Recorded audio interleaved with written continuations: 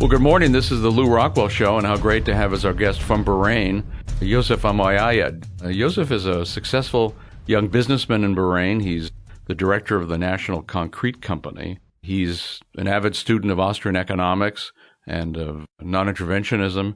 In fact, he told me that when he was a student in China, where we studied electronics and telecommunications for 6 years, and he, by the way, is a fluent speaker of Mandarin Chinese, that it was seeing the role of the Chinese state in the economy there that made him into a non-interventionist. You and your wife were observers at the Mises University this summer, and I was very struck in one of Judge Napolitano's classes where he was asking the non-American students there, did they still think of America as a place to immigrate to, or were they concerned about that it was becoming much less free than their own countries? He asked you, and you said, well, of course, I would never think of immigrating to the United States. We don't have any taxes in Bahrain. And then you told a wonderful story about some people from, at least I guess, a government-allied company seeking to find out from you where you kept your personal money and where the company kept its money. Was it overseas? Was it at home? And so forth. And you told them, gee, no thanks, I don't want to tell you that information. So a very different situation from the U.S. But tell us, what is it like to do? Tell me, what's it like to do business in Bahrain? Thank you, Lou, for having me on the show. It's a pleasure to be here. There are lots of things I learned from the Mises Institute, and it made me aware of a lot of things. It made me more aware of my history and the history of the region around me in the Middle East. The factors which in the past led to this region thriving and what led to its decline. In the class, when Judge Napolitano asked if young people thought they'd like to move to the US, I told him definitely no, because back home, we feel a lot more free than we feel in the US, especially in terms of your finances. I know in the US that they emphasize freedom of speech, personal freedom, but in terms of your finances, you're very not free. I don't think most people in the US, I don't think they compare with the rest of the world. Like when an American citizen travels overseas, they still have to pay taxes. There are just a few countries that do that, like the US and Israel and Eritrea. It's not a common thing for you to be taxed when you leave your country. Of course, it's absolutely true. If you leave the U.S. and you move to, say, France, you're earning an income in France. The U.S. wants a piece of that. So, as you say, this is a very unusual, tyrannical, of course, practice in the world. Fear that it might become more frequent as the world seems to be following the U.S. into a more totalitarian and Keynesian direction. But at least so far, it's not. I mean, most countries are much more civilized about taxes and don't do that. I think it's much harder to do in a lot of places, but because most American citizens never leave their country, so they're not aware of this. They don't compare with overseas what's the norm. No, it's true that Americans are so unbelievably provincial. I sometimes think maybe that's always been the case with empires. I don't imagine that the average Roman cared much about what the Gauls thought or the Spanish or whatever. They had to conform to the Roman standard and speak Latin and so forth. I mean, it's just another argument against empire. The country is very big. I mean, the U.S. is huge. There are lots of places to go without leaving. Before we go on, just tell us, I mean, you mentioned that there are no income taxes, no corporate income taxes, no inheritance taxes, and so forth in Bahrain. I'll tell you with the region which I'm familiar with, which is the Gulf region, the region that produces oil. It's very interesting because you have two economies. You have an economy that's completely controlled by the government, and you have a completely private economy, which has no taxes. You have no personal income tax. You have no corporate tax.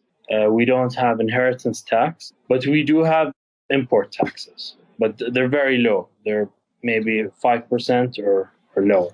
And there is some trade restriction with the countries nearby. So we're not completely a free trade zone. A neighboring country, which is the United Arab Emirates, I'm sure you must have heard of Dubai. Yeah, yes, of course. What they did is they're the freest market in the region. That brings in a lot of money from the rest of the world, from India, Pakistan, Iran, the Gulf region, everywhere. All trade is going through there now. That's the trend here. And unfortunately, before Bahrain used to be in this position, and it no longer holds this position. It's losing to Dubai. Anybody arguing that the way to compete with Dubai is to become freer? Besides you, there are, of course, there are people arguing this, but unfortunately, there are security concerns. There are a lot of hurdles like bureaucracy. I'll tell you a story actually, which has to do with our company. You know, Ford, the Ford Motor Company. Mm-hmm. They used to have their headquarters in Bahrain, but when they refused to give a visa to a Lebanese guy, an American of Lebanese origin, they just decided to just move their headquarters to Dubai, where they won't encounter such troubles. And the reason is because at that time there was the Lebanese war. You know, there are some Shia Sunni tensions in Bahrain, but it's not a really big problem in Bahrain as it is in Iraq or other places in the world. But there are some security concerns of like Iran interfering in Bahrain's affairs and stuff like that. Yousif, ever since the end of the Cold War, which was I can still remember seeing George H.W. Bush and James Baker, the Secretary of State, on the television when the Berlin Wall came down, and they were just stricken. I mean, their faces were white. These were clearly not happy guys, and of course they were losing their enemy. I mean, an imperial state, maybe every state, is always warning people, hey, those guys over the next hill, they're going to get us if you don't give us all your money and your kids and make war. So as the U.S., I'm afraid, searched for another enemy, they picked Islam. So Islam is typically demonized in the United States. I had an article the other day on LRC talking about what was more violent, the Old Testament or the Quran. And of course, the Old Testament is a very violent book, with all kinds of horrible things going on in it. But of course, you would never hear that criticized. I've heard that. I've read some of the violent verses.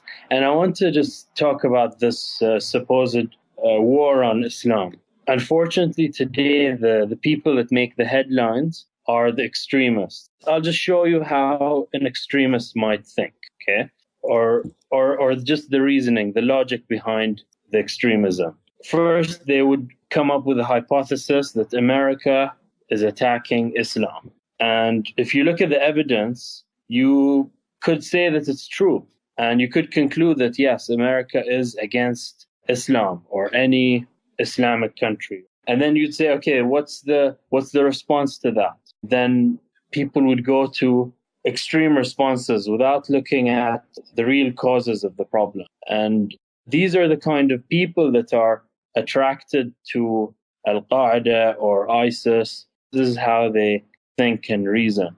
When you look at America's actions abroad, especially invasions of countries, that makes people become much more extreme, and it angers a lot of people, and it becomes very difficult to reason with people. Very funny that people don't like to be bombed. I mean, it's a very strange phenomenon. That's true.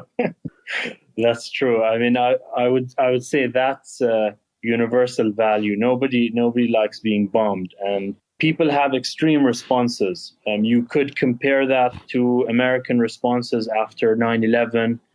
People were confused. They're afraid. They would just go with anything. That was the kind of feeling there. There was anger, and they needed to let it out a lot. I've heard stories of people joining the military, or they just wanting to do something about it. It's the same kind of thinking working here. No, and of course, virtually no American or very few Americans are aware that the U.S. has been meddling. Maybe that's not quite. I mean, certainly intervening in a dramatic way in the Islamic world ever since probably the end of World War II, but certainly from a military standpoint, ever since the overthrow of the Iranian government in 1953 and the installation of the Shah. So installation of various dictators, pretty horrendous regimes. But, again, it seems to me you can't blame this on a religion. I mean, it's easy enough if somebody would actually, from the outside, examine how many people the U.S. has killed, how many millions of people the U.S. has killed. The U.S., many people think that the U.S. is a Christian country. You might say that, well, Christianity is responsible for these millions of corpses. Of course, I would argue that's not Christianity, but I mean, you could see how somebody not really understanding might think that. That's true.